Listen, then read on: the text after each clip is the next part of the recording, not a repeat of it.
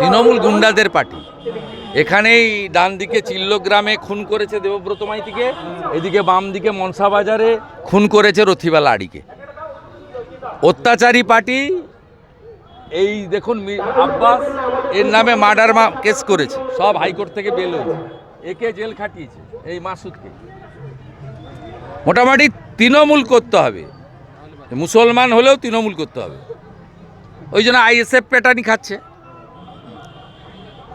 এই বর্বর আবর্জনা যদি পশ্চিমবঙ্গে থাকে, ওরা কোনো পার্টিকে রাখবে না।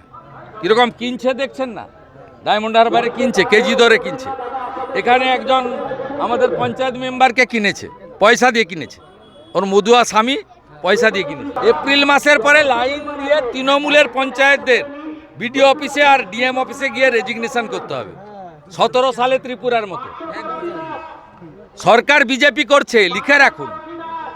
আর সরকার বিজেপি করার পরে এপ্রিল মাস তো আর 2 মাস, তারপরে দেখবেন পরিষ্কার। আমি আপনাকে বলছি, নন্দীগ্রাম 21 সালে যেটা বুঝেছিল আজকে গোটা বাংলা বুঝছে। গোটা বাংলার লোক বলছে নন্দীগ্রাম ঠিক।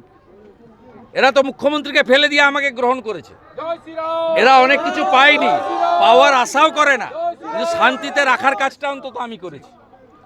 এই যে খেলা মেলা, নিজেরা চাঁদা তুলে সব মিলিয়ে একটা ধর্মীয় অনুষ্ঠান করছে, প্রসাদ খাচ্ছে, পায়েস খাচ্ছে, পুজো দিচ্ছে, প্রণাম করছে, মাথায় সিঁদুর, নাম হচ্ছে, সংকীর্তন হচ্ছে, ভজন হচ্ছে।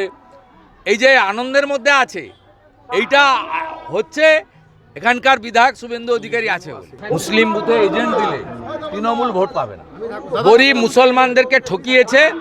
যত সুযোগ সুবিধা আছে, সুযোগ সুবিধা সুফিয়ানরা নিয়েছে, সাউদ্দিনরা নিয়েছে, কোনো গরিব মুসলমান পায়নি।